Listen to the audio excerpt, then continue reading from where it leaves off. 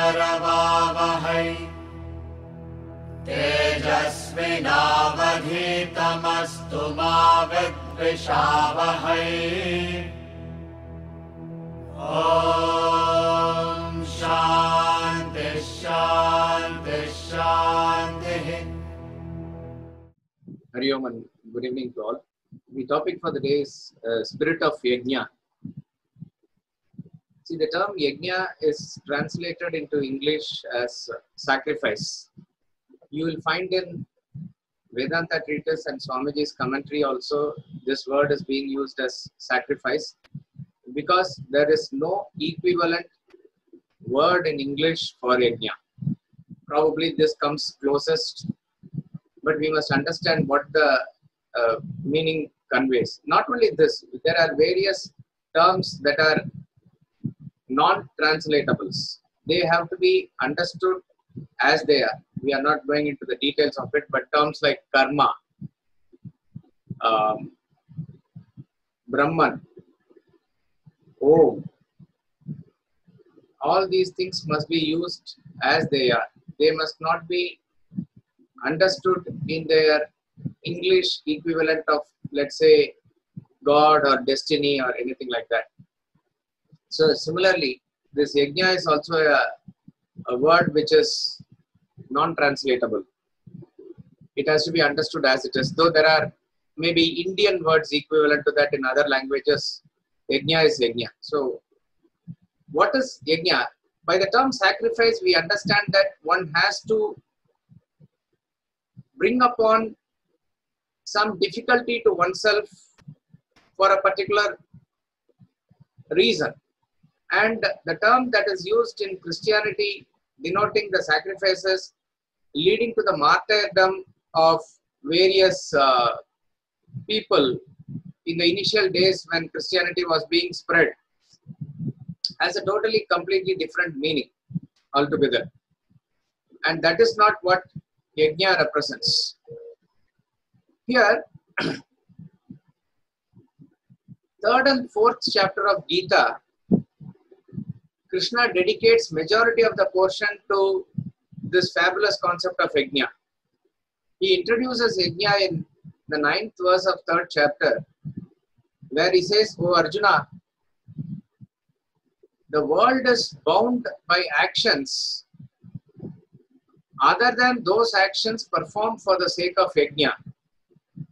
Therefore, you perform actions for that same sake," he says. And he is telling Arjuna about Yajna in the battlefield. That is very interesting. So, when he introduces the concept of Yajna in 3rd chapter, which is the 9th verse of the 3rd chapter, he is actually encouraging Arjuna to perform Yajna, knowing fully well the setup is to fight there. The battlefield of Kurukshetra is the setup there. So obviously, what we traditionally understand as Yajna as a fire sacrifice, the ritual of fire sacrifice or fire worship, it still holds, the meaning still holds, but there seems to be a deeper meaning also added on to this word Yajna here when Krishna introduces the term. Not only that, he goes on to say, the next verse, Saha Yajna praja srishtva purovacha prajapatihi anena prasavishyatvam yesavos tvishta kamadu. When Prajapati, the creator, Lord Brahma, created beings, Saha Yajna. Saha Yajna means he created the beings with Yajna. So Yajna is as old as the beings. Okay. Yajna is that capacity. We'll see that what it is, but that capacity is there in human beings right from the very beginning. And then he goes on to say, as it were, he gives Yajna as a birthday gift to the beings and says, Anena prasavishyatvam yeshavos tvishta kamaduk. May this be the Kamadenu. Kamadenu is the milch cow of in the heavens, which will grant you whatever you desire for. So whatever be your desire, if you need to get it fulfilled, This is the method, and I am giving you that birthday gift which can be called as Yajna. So Yajna is the Kamadhenu with which we can fulfill all our desires. This is the blessing of Lord Brahma himself, the creator himself. This is given in Gita. And then in the next verse he goes on to say, may you nourish the gods with this capacity to sacrifice, which is Yajna, and they will bestow their blessings upon you. You nourish the gods with this Yajna, and the gods will be pleased and they will bless you back. Parasparam bhavayantaha. Nourishing each other like this, Shreya Paramavapsyata. May both of you attain supreme good. So he is giving this Yajna as a link between the humans and the gods, as it were. And he says that may this Yajna be the link between the humans and gods. You nourish the gods with this Yajna, and the gods, when pleased by the Yajna, will bestow their blessings back to you. And then he goes on to say in the next verse, if a person who is enjoying what is provided by the gods without contributing anything back to them, obviously in the spirit of Yajna, without contributing anything back to them, he is indeed a thief. Very powerful word he uses. Yo bhunkte stena eva saha. Dairdattan apradayebhyaha yo bhunkte stena eva saha. Stena means thief. A very powerful word used in Gita is. So in other words, all this series of verses goes on to prove the importance of acting in the spirit of Yajna. Yajna is an action. Yajna is the highest form of action. Yajna is the purified action. In the last class when we talked about Dana, we said that in the 18th chapter of Gita, when Arjuna is asking about renunciation, Krishna says, one set of thinkers say all actions need to be renounced. Another set of people say the three types of actions should not be renounced because they are taking you towards the self in the path of evolution, and those three are Yajna, Dana and Tapa. Austerity, gift and Yajna, which is sacrifice. So it is a very important form of action, the highest form of action. The most purified form of action is Yajna. And then this, so what is this Yajna? What is the spirit of Yajna? Yajna is nothing but, when we talk about dealing with gods, etc., it is to understand that those actions which take you to the higher plane of consciousness, which involves subjugating or sacrificing your ego in the process, that can sort of give us an understanding of what Yajna is. Yajna is those purifying actions by which you raise your plane of consciousness to a different level, which is symbolized by you dealing with gods, as it were. In the process, you are crushing your ego and elevating yourself to a higher level. That constitutes in spirit what Yajna is. Let us see. You will find that this is the picture that we get of Yajna, with slight variations here or there. Mostly this is what Yajna will be looking like. As I said, it is an age-old Vedic ritual. Till today, it is being followed. There may be slight variations in the way they are performed here or there, but by and large, it forms the same pattern, that there is who is known as a Yajamana, or the person who is doing the sacrifice along with his wife. These two are required as the main persons who are doing the Yajna. Then you have a kund, or a square trough of a brick wall, which is constructed in particular way as it is ordained, in which fire is lighted, fire is lit,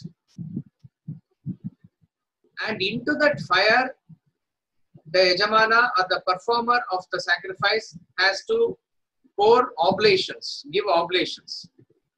The oblations can be grains, the oblation can be ghee. It all depends on the type of ritual that they do, but some or the other oblation has to be there. This yajna involves priests sitting around the kund or the fire that is there. Mundaka Upanishad says, Ashtadashoktam avaram heshu karma. Ashtadashoktam means there are 16 constituents of this yajna. So there are 4 Vedas and there are 4 people allotted to each of the Vedas sitting on all the sides. Technically they are called as Hota, Advaryu, Udgata, Hota for Rigveda, Advaryu for Yajurveda, Udgata for Samaveda, and Subramanya for the Atharva Veda. One priest is the main. There are 3 people assisting him. 4 into 4, 16. The main performer Yajamana and his wife put together 16 plus 2 is 18. This is the traditional Vedic constitution of the yajna. But we find that there are priests that are sitting there. And important aspect of yajna ritual also we find that they chant mantras. Mantras are the way by which the gods are invoked in the yajna. And then not only this is the main or essential aspect of the yajna, there are other participants who are invited for the yajna. They are all closely associated with the people who are doing, who have a value for this ritual and who are worth inviting. They are also invited for the yajna. Everybody also contributes something to the yajna. See, it is like when you conduct a marriage in your house, that is also a sort of, there also, of course, these rituals are involved, but that's also a function, a yajna that is happening. You invite all the relatives, friends, whoever is a stakeholder. And why do we invite them? We invite them because it is a sacred activity, it's a holy activity that marriage is taking place as a union between 2 individuals to go to the next level of forming a family, for which everybody comes and makes their presence felt by giving them the blessings. And it is a happy celebratory occasion. Various other things are also involved there. Song and dance will be involved there. Various things are involved there. But essentially they are coming there to give us the blessings. But none of them who come, they come empty-handed. They do bring some sort of a gift, or they do some sort of help, or whatever it is. They bring something with them to that. Exactly like that, for yajna also, everybody brings in something or the other. And at the end of it, something or the other is given to them back also. As a remnant of the sacrifice, it is shared with them. Like we see in the modern way, any function has a return gift. So whatever they give, bring also gift, and the return gift is given, or whatever it is. It could be a palm that is given as a end of the function also, but something is given back also. What is to be understood here very carefully is, there is a commerce involved in the yajna. There is a give and take involved in the yajna. There is a quid pro quo or a give and take that is involved, surely. But the spirit of the yajna is not commercial. This has to be very clearly understood.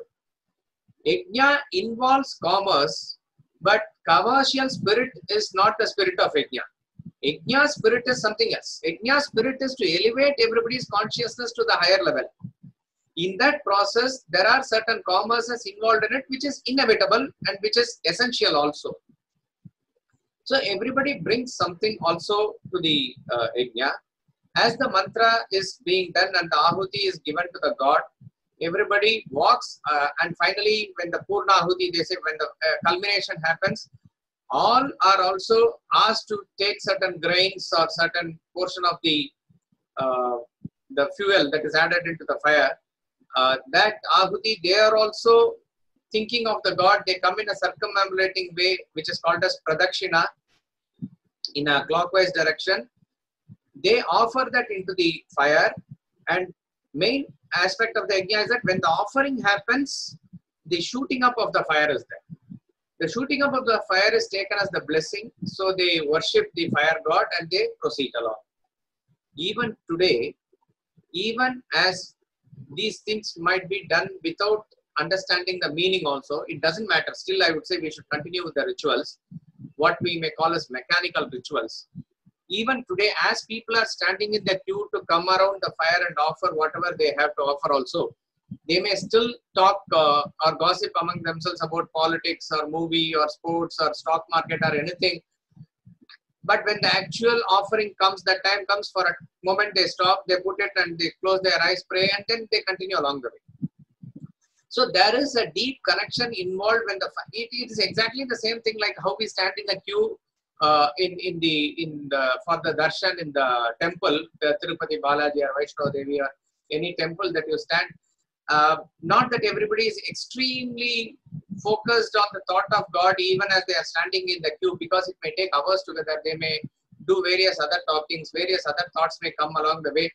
But when they come to the climax of having the darshan, they close their eyes and for that moment they forget themselves and pour themselves out into that Supreme Lord there. Exactly the same way happens in the Yajna also, because it is the God who is invoked there in the fire. So every participant does that. And the main stakeholder here is the Yajamana, who is the conductor or performer of the sacrifice. Like this, when the entire grains or the ghee, everything is poured out into the fire, ultimately, the Poornam Adah, the final thing, is also poured out. Lastly, what is left in the kund after the entire thing is burnt up, like ash it is, that ash is distributed as a prasad to everybody also. And that is what we smear on the forehead. It is some form or other. Some ash we smear on the forehead. Then they may sing a song or visit a temple and the Yajna ritual is concluded. As I said, there may be slight variations here or there in the technical details, but by and large, this is the format of the Yajna. What is interesting is, this Yajna ritual in the time of Mahabharata, in the time of Bhagavad Gita, Krishna says, Sage Vedavyasa says in Bhagavad Gita, to Arjuna in the battlefield, that you must work in the spirit of Yajna. So obviously when he is talking about Yajna there, yes, it is directly relating to the fire worship that we understand, but the very fact that the setup is a battleground also means that there is a deeper significance to that fire worship. So it is not merely the fire worship included, but there seems to be a deeper meaning also there. So the spirit of Yajna is something else. In other words, it is proven now by telling Arjuna that he can perform Yajna in the battlefield means we all can perform Yajna wherever we are, whatever actions we do. And that is what is very encouraging. Otherwise, why is Bhagavad Gita or an age-old ritual like Yajna relevant for us now? It is interesting how Swami Ramatirtha approaches this as a very young boy, maybe at the age of 23, I think. Swami Ramatirtha gives out a very powerful emotional talk, lecture in Pushkar. The Pushkar is incidentally the great Yajna Bhumi, where it is said that Lord Brahma himself has conducted the Yajna. It is coincidental or we do not know whether it was planned. There he gives a lecture on Yajna. Spirit of Yajna. Very powerful lecture. I would recommend those who have the works of Swami Ramatirtha, turn to volume 2, Spirit of Yajna. One of the most powerful lectures where he pours his heart out to the gathering there and to the Indians in general as to how we must maintain the spirit of Yajna. In that, he traces back as to how this Yajna itself came about. As we said, it is right from the time immemorial. It is there always. So it has been an age-old ritual. We cannot really say when it all started. If you can understand when Vedas started, it is from the same time, because it is according to the mantras given in the Vedas that these Yajnas are also conducted, because the Karma Kanda portion of the Veda is the bulk portion. So Yajna is also that way, time immemorial it is. So he says, in the good old days, remember that the actions that we do now, which is called as worldly actions, it is called in Sanskrit as laukik actions. Laukik means, loka means world, laukik means worldly actions. Worldly actions, as we understand now, we understand as separate from what is known as religious actions. Those actions which is involving your spirituality, or maybe you will say your studying of Gita, going to a temple, all those things are spiritual religious actions. And that I have to do my work in the world to earn money, to take care of my family. I consider that as mundane actions. And most of the people in most parts of the world are now involved in mainly worldly actions. We are involved in mundane activities without any connection to spirituality, as it were. In the good old days, there were no such thing as worldly actions separate. It was combined with what is known as smarta karma. See, there are two types of karma in religious activity they talk about. One is known as Shrauta karma, another is known as Smarta karma. Shrauta means based on Shruti or the Vedas.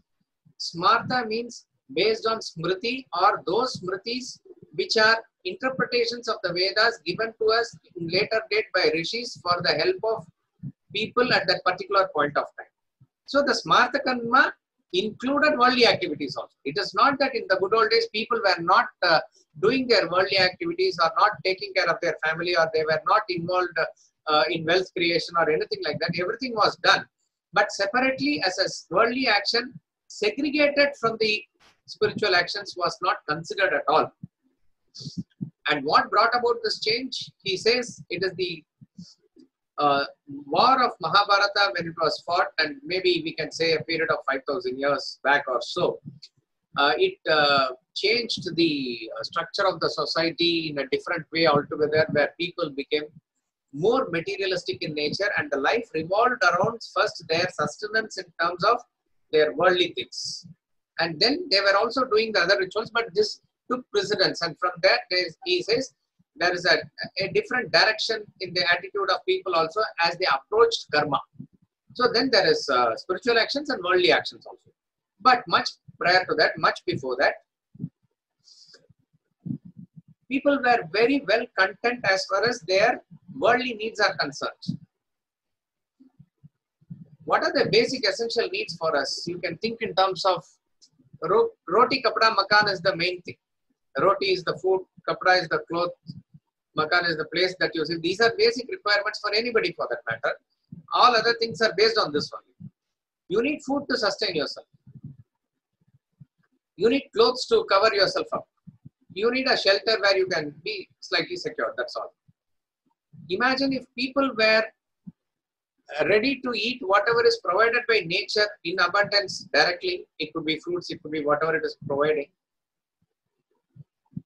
And they are ready to even cover themselves with whatever is again naturally available like that. To that extent, he is saying, to that extent, even the basic things that is required, people were not really concerned about that. They were very satisfied with what was available. Shelter wherever, simple thing that they used to live. He says even like caves and other places were there, they were there. So if person is not even, this is not indifference, this is not tamas, that you have to understand, in a way that they are okay with whatever is provided and they are extremely satisfied with that. But what happens to all their pent-up energy that is within them? They use that energy to deal with gods, as it were. And that is where he says the yajna started. So the spirit of yajna is that it revolved around a big if there. It is not that they wanted something, but it is said, if you want this, you do this. If you want to rain, then you propitiate Indra in this way, and that particular yajna, that rain is there.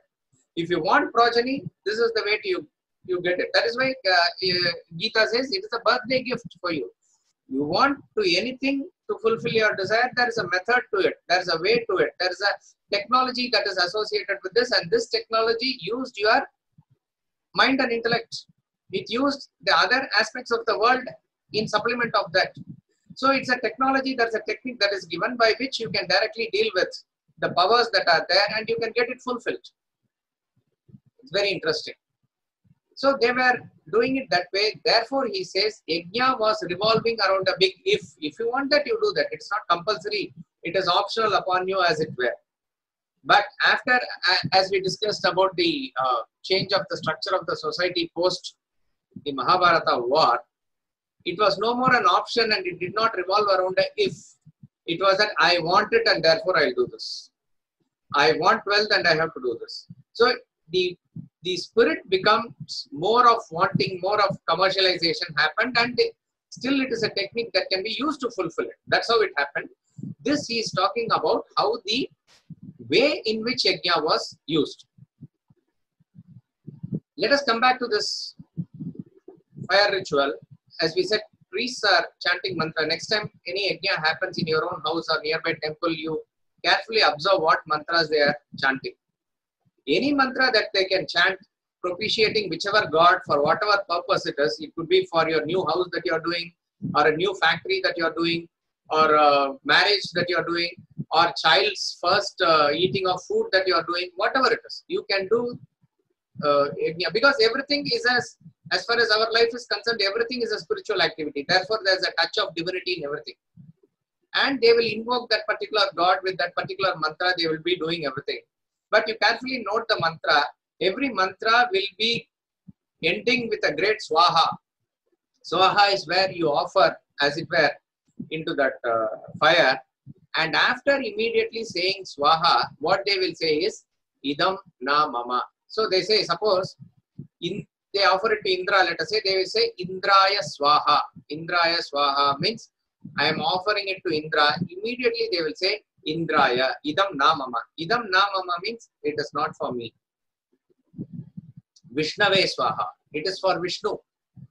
Vishnave idam na mama. It is not for me. Rudraya Pashupataye swaha. For Rudra, for Shankara, for God, Lord Shiva. Rudraya Pashupataye idam na mama. Idam na mama, again not for me. So this is one important aspect that we need to note in Yajna, is that the spirit of Yajna is to offer wholeheartedly to the gods without the participation of my ego that I am expecting anything in return of it at my mental level. Be careful in understanding this, because the purpose of Yajna, the Sankalpa is that. Suppose I say, if you want rain, if you want progeny, if you want house, if you want gold, if you want wife, if you want if. So therefore, even now today, if there is a strong Sankalpa as to certain things that you require, you need to keep that Sankalpa sharply focused, and that is why you take that Sankalpa in the very beginning. You have to be very clear of what you want, right? That is given as the Sankalpa in the beginning. But when the actual Yajna happens, you say, idam na mama. Whatever I am offering is for the gods, idam, not for me, not for me. This will capture the spirit of Yajna. The spirit of Yajna is that you have to oblate everything to the higher powers, higher state of consciousness, and not arrogating anything to your individual self. This we see naturally happening in the world. The minerals give themselves up, and that is what is making the plants grow. That is a Yajna happening there actually. We may say they are unconsciously doing whatever it is. It is inbuilt science of the nature. The minerals gives them up for the plants. The plants give them up for the animals. And the animals give them up for the sake of human beings. In whichever way they are working, it is in the spirit of Yajna. Be it ox and bull working, be it a horse working for us, be it even the crow clearing up the garbage. You may say it is eating its food, but in the spirit of Yajna is what the whole world is designed. Each and every animal, each and every insect, each and every germ, each and every worm is doing its earthworm, it's doing whatever it is doing for the sake of us, like that it is. So it is all inbuilt into the nature that everything must happen in the spirit of Yajna. When it comes to human being, as we discussed when we talked about ego, only human being has this capacity to stand apart from the totality and assert his ego consciously. Therefore, he is advised to do the actions in the spirit of Yajna by which his ego is getting dissolved. And that is why Yajna is a purifying action. Yajna is not just chanting mantra and putting something into the fire. If you understand the spirit of it, it is a great way of working. Great way of working is this Yajna. So when you say idam namama, it is not for me, it is for the God. What does it signify? What does this God signify? Lord Indra, let us say, is the God of your hands. Sun God is the God of your eyes. Moon God is the God of your heart. If you are able to visualize the totality as a Vishwarupa, as a Virat Purusha or the cosmic entity, all these cosmic powers which make the universe function are to be considered as the parts of that totality only. So if you are able to visualize the universe as a one big conscious entity, who are the eyes? The sun is the eye, isn't it? Sun is that which is making everybody see, and therefore it is the eye of the totality. In the same way, Indra is the hand of the totality. In the same way, moon is the heart of the totality. Like that, each and every God is to be visualized like that.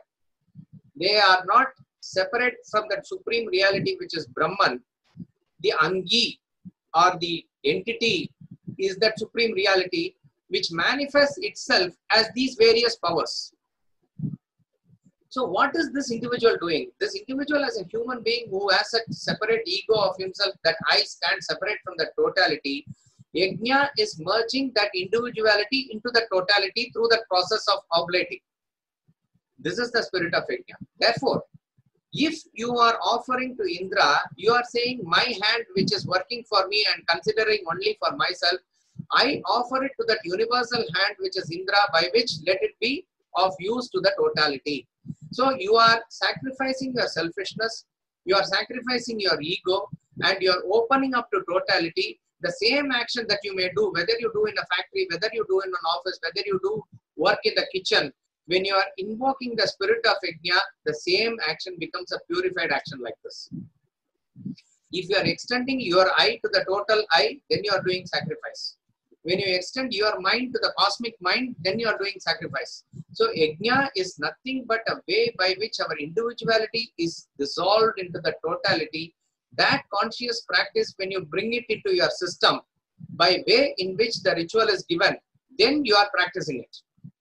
Now coming back to Gita, when Krishna says perform Yajna, therefore Arjuna also can perform Yajna by what? By fighting in the battlefield.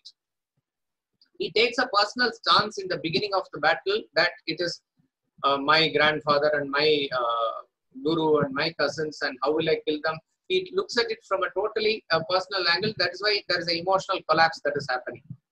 So first lesson that he gives, because the second chapter is Krishna shakes him up with the totality or the highest knowledge of Brahma Vidya. The real Gita for Arjuna starts with third and fourth chapter. Therefore, the first lesson is only Yajna. Third and fourth chapter elaborate Yajna like nowhere else. It's a wonderful portion, third and fourth chapter, which talks about the Yajna. So, tadartham karma kaunteya mukta sankha samachara. Perform actions for the sake of Yajna, renouncing all attachment, he says. This is the first lesson that he gives. So, if a person is fighting, being a Kshatriya, it is duty to fight that war. That war, how will you fight? That is the spirit of Yajna. So let us come back to the spoon here. This can be therefore symbolically taken as how we can perform our actions. As I said, in the present modern day context, how is Yajna relevant? We are all, we can say, mundane, doing ritual, what you call, worldly activities. No, Gita is relevant today also because it says you can convert your mundane activity into worship. Your normal household and office and corporate activities also can be converted into worship. That is Yajna. So what does this kund represent therefore? The kund represents the field of activity. Any field of activity that is there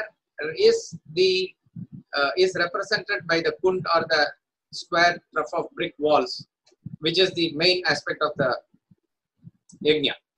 So, for a person who is working in the office itself is the kund. For a person who is working in the kitchen itself is the kund. For a cricketer who is playing in the field, the Eden Gardens or the field is the kund. For the politician who are ruling the country through parliament is the kund. Whichever area of activity, your office, whatever you perform, even here, what we do as a virtual classroom, this classroom is the kund. Any activity that you do, that is the kund. What is the fire? Fire is the main objective for which the action is done. In the office, profit potential is the aim. You run an office for profit. A charitable trust running various things, there doing charitable activity is the main thing. But a person who is running a commercial organization, the main thing is not charity. He can be charitable with the proceeds that are coming out of the business. That is different. But the dharma of the business is to earn profit. Therefore, the profit potential, this must be very clear for the Yajamana. That is what is important. Before Yajna, it must be very clear as to what is the purpose of the activity. So, the fire that is lit up there represents the major aim. So, as in the case of office that I said is the profit potential. If a person is playing cricket in the field, it is that team victory there or India winning, whatever, World Cup. That must be clear. That is the potential. That is what he is working for. Who are all the participants? All the people who are directly involved in the working there in a spirit of teamwork. So Yajna is actually teaching us teamwork. Isn't it? Every Yajna, every activity that we do in this world has to have the participation of all the people. Most people in most ways are contributing to it. Just as think about even this small class that we are having. How many people have contributed? Thousands, not thousands, millions. I'm not talking about just the people who are sitting on the other side and listening and the person who is talking here. That is obviously required. If nobody is there, who will I talk to? But there is a person who has contributed to the technology here. There is a person who has contributed to the knowledge here that we are, and that knowledge has come from a series of Guru Parampara. And that knowledge up to till our Guru is being given in an unbroken chain. And the language that we are using is English, which is not our contribution in any way. That has been given by millions and millions of people who have evolved the language over a period of time. And then there is a person who has, let us say, helped us construct the house where we are at the comfort of it, sitting and listening. Like this, you take any simple, silly action also, millions are involved in that action. So to consciously make everybody participate in the action with their individual effort, but with the spirit of teamwork is the Yajna. So for the office, a typist will bring, so everybody brings, I said something for the Yajna. They bring their talent. A typist brings typing talent, or a software engineer brings his talent. Accountant brings his talent. Managing director brings his talent. And salesperson brings his talent. Like that it is. When they are offering their actions into that activity of the organization, with what spirit do they offer? That is the question. A salesperson in a company is doing the same action. He is going to get the same salary, but his attitude can be twofold. He can think in terms of how I can improve my salary, or he can genuinely think in terms of how I can improve the sales of the company. Action is the same, maybe the result is the same, maybe the salary is the same, everything is the same, but what makes all the difference is the attitude of the person. In the first case, he is thinking in terms of what am I getting out of this. In the second case, he is thinking in terms of how can I contribute to this. That's all makes the difference. So, Karma Yoga is definitely not changing the action, but changing the attitude behind the action. Remember this. People think that I will leave all my activity and then start doing Karma Yoga after retirement. All that is not, you have to imagine or understand this, the background of Gita. Arjuna is wanting to run away from action and Krishna is pulling back into action. Therefore, Gita is telling us how to do action. How to do action means any action that you are doing at any stage of life, how to do that action properly. That makes it Karma Yoga. So, Karma becomes Karma Yoga when you change the attitude behind the action. When you are offering that action, you are thinking, na mama, not for me. How can I genuinely work for the welfare of the company? How can I work for the welfare of the community? How, see, a person can be just producing a small nut or bolt in the factory there. It's a small activity. Why are you doing this? Only if I do this from 9 to 5, I'll get some salary, I can run my family. Kripana phala hetavaha, again says Gita. Kripana means pitiable person. He has lowered his status.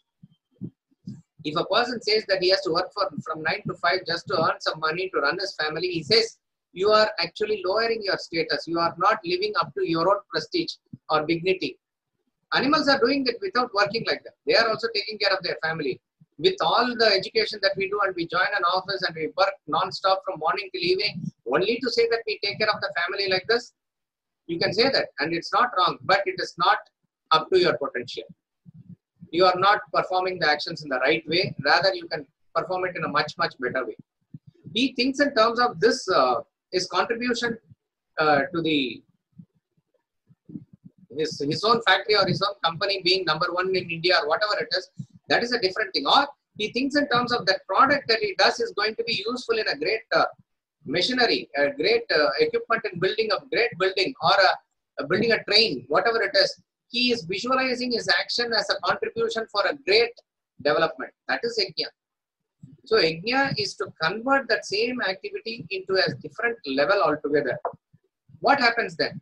Then the question arises, so what will happen to me? This question, if I think in terms of others and I'm doing this activity, what will happen to me? You are included in the totality. Don't worry about it. This is the fundamental mistake that people do. They are thinking that when we work for others, our welfare is not taken care of. The truth is just the opposite. Your welfare is taken care of only when you work for others, and you are included in that bigger circle. You take the history of any person, your own known people in your own family or known persons in the history, whoever is able to identify with a larger circle and they are able to work for them with dedicated interest, genuinity, they are well taken care of, much more than what is required for them. This is the law.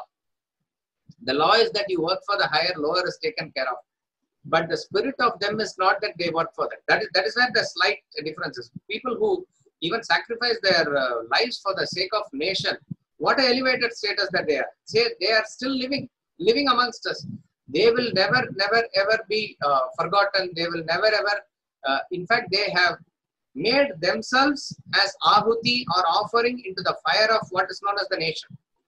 So this is the difference. When I started in the beginning, I said this is a difference between how the term sacrifices is understood in the Christian way and the Yajna. This is what it is. It can involve your life being taken off also. But the spirit here is to elevate yourself to a different level of consciousness. We see that when Bhagat Singh and others were, Rajguru were about to be hanged, they were able to face the death without any fear, and they were having the Bhagavad Gita book in their pocket, is what we understand. So they are able to elevate themselves to such a level that they are able to face death. How it is possible? Death is the greatest fear. How is it possible? This is the spirit of Yajna. So Yajna makes you rise above your individual consciousness to whatever level you can aspire for. It could be family, it could be a community, it could be your company, it could be your country, it could be any circle that you identify with. The spirit in which you are able to rise above your individual consciousness and work in a spirit of cooperative endeavour. Each and every person has to contribute his thing only, but the spirit is the teamwork. Each and every person contributes. It's very interesting. Even with you or without you, the work is going to happen. But what you must do your part in that spirit of let me do it for totality.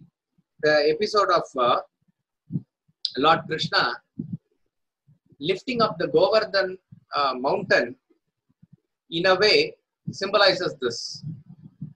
The story is that Krishna stops the sacrifice or the worship that they do to Indra, and instead he makes the villagers sacrifice and worship to the mountain Govardhan, because he says this mountain is what is providing us all nourishment. It brings us the clouds, it brings us the rain, it brings us the produce, everything.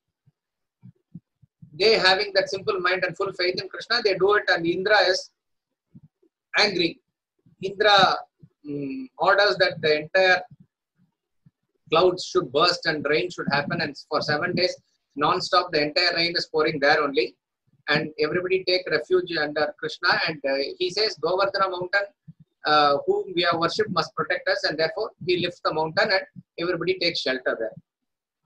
He is holding the mountain with his little finger. This is the famous picture everybody would have seen also. In the process, 7 days is the process that they are there. In the process, one is to understand the innocence of the people there and to enjoy the episode as it is. They are saying Krishna is standing on a small rock and he is holding the mountain. Everybody with their cows and everybody is there. Very innocently, some of them are saying, Krishna, you are holding it for so long, it must be painful for you. We will also hold. Krishna smiles, and because that this is, we may call it ignorance, we may call, but this is actually bhakti. This is extreme bhakti.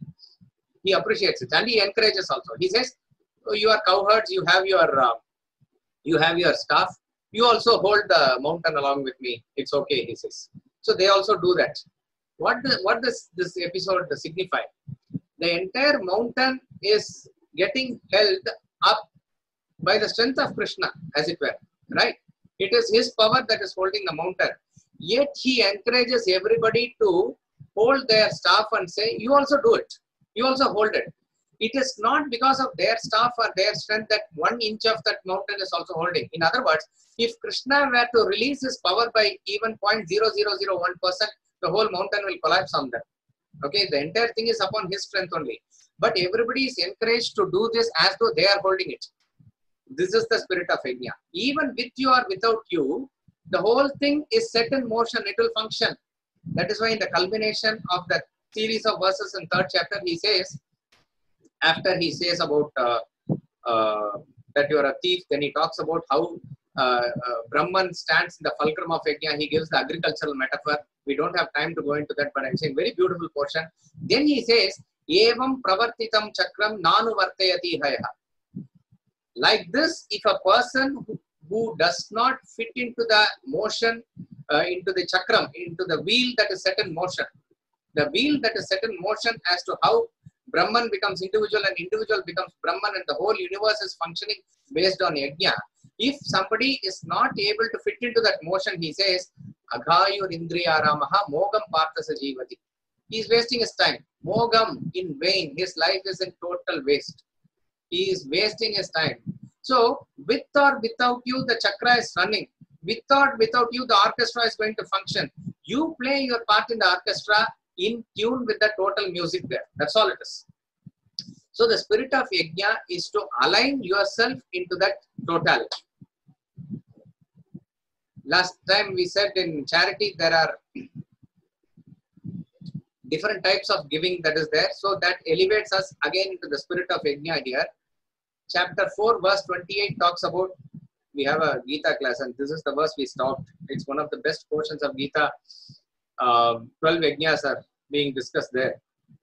Verse 28 says, Dravya Yajnas Tapo Yajnaha Yoga Yajnas Tatapare Swadhyaya Jnana Yajnasya Yatayaha Samshita Vrataha. He gives 4 yajnas, 4 types of yajnas there in the order of grossness to subtlety. The 4 types of yajna given in this verse are Dravya Yajna. Dravya Yajna, Dravya literally means grains. Grains are the fundamental units of measurement and they are maybe used to barter also. So when you are giving grain, you are giving wealth. So the least form of charity that you can do, the least form of yajna that you can do is to offer your wealth to others. We talked about charity in the last class. You have to minimum start with parting with money, material gift. Nothing that you are doing, you are parting with what you have as excess. That attitude of sharing what you have as excess for the welfare of others is what is known as Dravya Yajna. You are invoking the basic fundamental things that are required for them in the other side and you are invoking their happiness in that way. See, Yajna, as I said, Parasparam Bhavayantaha. It brings up a mutual benefit for both. You propitiate gods and gods bless you. It is like that it is. So when you are doing it, elevates you definitely. We saw that the charity elevates the donor and it elevates the recipient also. That is the right type of gift. So Dravya Yajna is the material gift, which is the minimum thing that we need to begin with. At the next level is Tapo Yajna. Tapo Yajna, tapas means concerted effort. Here it can be taken as the yajna that we do at the physical level.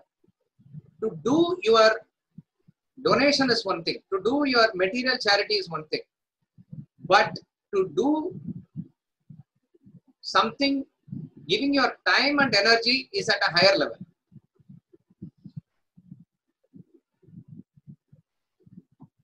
That is why even when we do the yajna, even now also there is going to be this global Guru Poornima event by Swamiji, which we talked about in the last class. Even the Gita lectures that are being conducted, traditionally we call it as Jnana Yajna. Jnana Yajna means sacrifice of knowledge. Knowledge it is. Yajna. It is a yajna where everybody participates and contributes. So the role of the speaker is to come and give the knowledge. That is her contribution to the yajna or his contribution to the yajna. The organizer has to be the fulcrum organizing the yajna. The people who can give money, that is their contribution to the yajna. The people who do physical activities for arranging the tables and the lecture hall and everything, that is their contribution. People who are able to publicize, market, put up hoardings and other things, that is their contribution. In this, what happens is that there is a lot of pooling of funds and wealth and other resources also, and at the end of it, everything gets distributed to everybody also. Knowledge is getting distributed, and that is symbolized by the end of the yajna. You give a Guru Prasad also. Prasad is distribution of that. Ash is distributed, food is distributed at the end of the yajna. All this is symbolic of that distribution only. So in that we say, at one level, whatever you can do, you do as a donation. You give a check for the yajna, which is fine. But those who can do it, we put it in the next level that you say, don't just give your contribution. Ask your friends, ask your known people who are in corporate, who are in other places, ask them to contribute. So this person will say, sir, whatever it is, I may give a little more, but you know, it's difficult to ask. Let me give this. No, this is not for the sake of just collecting more money. It must be taken as a spirit for you to do the yajna at the next level. What happens when you ask others money? Others may reject. Yeah, nobody wants to, let's say 1 out of 10 may give, doesn't matter. And it involves a lot of bending your ego and asking from others. A whole aspect or whole purpose of yajna, we said, is to dissolve your ego. So to say that, no, I will give whatever I want, you need not boost your ego like this. That is why for yajna, everybody should come in together and perform. Others may give or not give, that is up to them. But what harms or what is stopping you from asking them? In fact, you must be taking it as a spirit by which you are bending your ego and asking the other person. You are performing a yajna, this is Tapo Yajna. So you do your part in material yajna, which is to give your material contribution. But when you are asking from others, you are doing a Tapo Yajna. A lady of the house is suddenly informed by the husband that somebody is coming and she needs to prepare food for 10 people. So morning this is given and afternoon or evening they are going to come, means it's not an easy job. So the neighbor may send one dish, that is one way of helping. Another way is to come in the house and work with that lady, cut the vegetables or various other things, prepare it and then silently leave also. In second case, it's a superior yajna. It is giving her time, giving her energy, that is Tapo Yajna. So beyond the material level is the physical service. Your physical work you are giving, your time you are giving, which is much more important. Much greater than that, much subtler than that is Yoga Yajna. Yoga Yajna is the offering of emotions, knowledge. Yoga is union. For the union with the self at a higher level, if you are able to invoke their emotions and knowledge, which we may include here as yes, worldly knowledge also, that involves greater spirit of yajna from you. It's very simple. You can give only what you have. Unless you have deep emotions, how can you give emotions? How can you invoke that in others? Unless you have knowledge, how will you do it to others? So one thing is to give to the people money. It will help them for a while. But if you are giving them knowledge by which they can sustain themselves and stand on their own feet, that's a greater thing. So this involves lot more tapas on your side. It involves dedicating your life for others in such a way. So there are people who just give their time talking to people who are, let us say, without any relatives, just to give that emotion to them. So you can say, I'll give some money, but let somebody do this, you will say, but it's not very easy, because you need to have that type of emotions. Or you teach children certain knowledge who cannot afford school or something, you give your time in lighting up their knowledge. That is yoga yajna. And then at the last, at the highest of them all, it is very ironical. It says Swadhyaya Jnana Yajna. Imagine you are giving and giving, and he is talking about higher giving and higher giving and higher giving. Money you give, physical service you give, your time you give, your emotions you give, your knowledge you give, your intellect you give. What more can you give? He says Swadhyaya Jnana Yajna. Swadhyaya means self-study. At the culmination of it all, he says, just shut yourself in the room and do self-study, man. Self-study here involves studying of the scriptures, what is given in Vedantic literature, and evoking the self from within. What is the highest form of giving? Highest form of giving is to give yourself away. Complete dissolution of your ego. It is he who does this, does the greatest service to the world. It's very, what you call a powerful thought. Swami Ramtirtha explains it very scientifically. As though when it comes to the last level, we think that other things are very clear in understanding what you are giving. And there is a tangible, maybe a measurable result out of it also. Finally, he says, don't worry, you just study, reflect, meditate, realize the self. To that extent, he says. And you have to understand this comes in this order. Somebody cannot suddenly go to that level also, but we must sometime reach this level. What is it that we are giving here? When you give yourself away like this, you are actually elevating the whole world. That is the greatest service that anybody can do. All the great masters till today have done only this service as the greatest service, and the effect of which is standing till today. How does this work? How can you give yourself away? This, when you are able to sacrifice this individual self in the Supreme Self, that is when you are invoking the spirituality in others also. Whatever, see, Ramtirtha lived a very short span of life. Shankaracharya lived a very short span of life. But whatever they have given, whatever they have performed as yajna and sacrifice is standing till today, elevating all of us. And it will continue for generations to come also. What they have done? They have just connected themselves to the Supreme Self. Once they have done that, they are able to pull themselves up. How is it possible? Imagine an iron piece. This iron piece, which when connected to electricity, creates an electromagnetic field around it. So it acts like a magnet. So this iron piece therefore is able to attract all other iron pieces. So that all other iron pieces also gain to that extent so much power that they attract other pieces also towards it. All this is happening because of the original iron piece being connected to the electricity. So when by Swadhyaya Jnana Yajna, by studying the scriptures and associating yourself with the self within, you are actually elevating yourself and making yourself electrified by the self-knowledge. When you create an electrical field around yourself by this Brahma Vidya, by this Atma Vidya, you create a vacuum by which everybody is attracted towards you. So the greatest service that you do is raise yourself from your position towards that infinity. You create a vacuum. When you create a vacuum, what happens? Just as the monsoon winds blow from high pressure area to low pressure area to fill up the vacuum, whenever you create a vacuum anywhere, others from the lower level are automatically elevated to fill up that. Therefore, you are elevating others by Swadhyaya Jnana Yajna. That is the greatest thing. When you imagine a big table which is made up of so many parts and it is assembled together, now it is a big table. You catch one corner of the table, small portion of the table, pull the table, it is not that only that portion comes, the entire table moves. Exactly like that, you are connected to the totality, whether you understand it or not, like it or not, or you believe it or not. When you elevate yourself at the higher pedestal, automatically the totality also moves with you. Therefore, what is the highest level of sacrifice that anybody can do? It is Swadhyaya Jnana Yajna. And probably we need to talk about Sattvic, Rajasic, Tamasic and all, but we don't have time.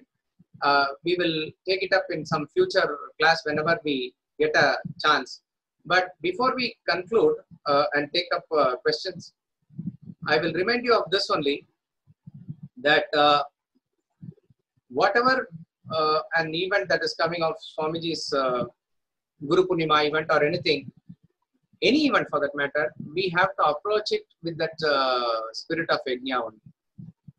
Irrespective of whatever it is, our contribution to that must be in the spirit of what I can do it to this totality.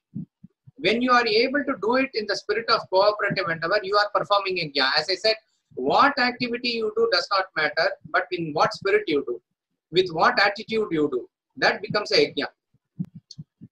Yeah, that's it. We open it now for questions. So if anybody has a question, they can unmute and ask. Can you hear me, Guruji? Who is it? Yeah, Meenakshi, tell me. So it's about the Yoga Yajna you spoke. Yeah. You said it's emotional support and giving knowledge and dedicating your life for others. So without the last Yajna, which is Swadhyaya Jnana Yajna, how can you give knowledge to others? Correct. When we talk about, as I said, this knowledge can be taken at the worldly level. See, suppose you are teaching worldly knowledge, mathematics and technical knowledge to others, where probably you can use that time to build your own assets or capital, but you are building, let us say, a group of students by this, and you do it in the spirit of Yajna, you are actually offering them, and you are elevating their status to in the world to stand on their own legs. So that becomes a Yajna also. Even as you give spiritual knowledge to others as a group discussion and as a way by which we transact even scriptures, that can fall into it. But Swadhyaya Jnana Yajna is the spirit by which we approach this. So each and everything has to be approached in the spirit of self-development and self-evolution. Then we perform Yajna at whatever level we are. In fact, we can simultaneously do everything also. You can give material gift, you can do Tapo Yajna to that extent, you can do Yoga Yajna also, but do not leave the Swadhyaya. That is the base with which you can do. So with the knowledge of Vedanta, we have to perform all the Yajnas. Okay. All right. Guruji, I had one more question. When you said that, you know, the cooperative endeavor of towards contributing towards a bigger yajna or event, and you said that it's not about contributing the money yourself, it's also about putting your ego aside and asking others for money. Correct. Guruji, the problem that I see in that is when we put our ego aside and ask others for money, I think you're judged that you are fanatically following something and you want someone else to follow it. And, you know, knowledge is never given, it's taken. Something like that. I just feel very, I don't feel good forcing somebody or telling somebody, not forcing, it's a wrong word. I just feel if they need to gain the knowledge, they'll come and pay and take the knowledge. So what is the conflict here in my mind? I can't understand. The confusion arises as to, see, ultimately it boils down to, no, as you said, nobody is forcing anybody to give or to come to the lectures or Yajna also, because knowledge can never be given. It has to be taken. That is clear. I am saying, from you treat it as a Yajna from your standpoint. How does it matter whether that person understands you or misunderstands you? That is his problem. As long as you are convinced with the cause, based on your conviction, you have to do whatever is best suited. Obviously, the method by which you will do is according to the person, according to the situation. You may use diplomacy somewhere. You may use somebody else to ask. All that comes at the level of the intellect to think and do how it can be done. But you have to deeply think as to generally what prevents a person from doing this. It can be thinking in terms of how will the other person think about me, or am I just pushing them for more money or something like that? What will he say? Let them come, let that not come in the way of our relationship, something like that. All this finally boils down to my ego, nothing else. So you have to take it in. When you are deeply convinced about a cause, the way in which you can contribute, you have to do one extra step more than that. As it is, as I said, it's easy for people to give from their pocket. So that is done. That is taken for granted. At the next level, when you want to go, that is where the Tapo Yajna comes, I said. So definitely Tapo Yajna is much difficult. Somebody will say, let me give all the contribution also, please leave me. Because that very fact that I cannot ask. So in fact, in one time when Yajna came, when Swami Chinmayananda did the Yajna, he used to always form a committee or a team and make them, even though one person may be the major contributor, he says, let the committee be there, team be there, you still. No, he says, anyway, I am doing it, I will do it, I will print the cards, I will do everything. He said, no, you still form a committee and do it. Let it be worked under a banner or a flag or something like that. And ultimately, he didn't agree for that person to do it. He says, the main purpose is not that somebody can contribute 5 crores instead of 50 lakhs also. They may be able to do it. But the main purpose of Yajna is to bend your ego and do it in a collective and cooperative endeavor. In the very beginning of it, if you are going to assert your ego, you are defeating the purpose. So your approach, somebody may not have any money. They are just doing Xerox, they are doing, or they are typing something and doing. They are also doing the Yajna.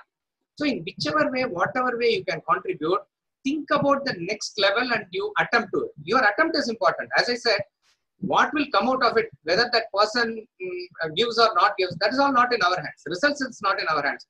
But your effort to do is therefore is the elevating action for you. You are performing Yajna from your level. So it is actually helping me bend my ego. Bend my ego. And making me reach a level higher while doing the Yajna. So contributing yourself is the lowest level. Yes. Bending your ego and asking someone else is a higher level. It's higher. That's how it is.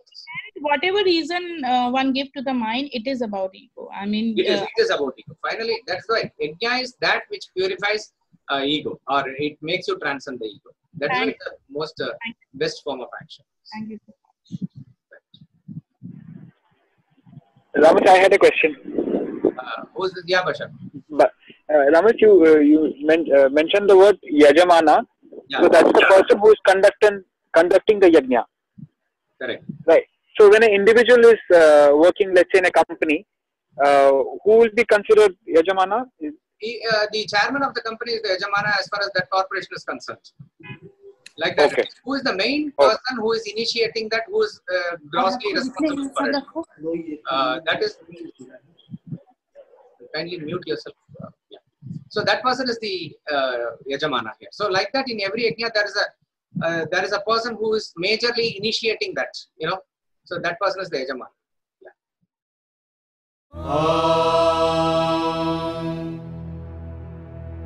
Poornam Adah Poornamidam Poornat Poornamudachyate Poornasya Poornamadaya Poornamevavashishyate. Om Shanti Shanti Shanti.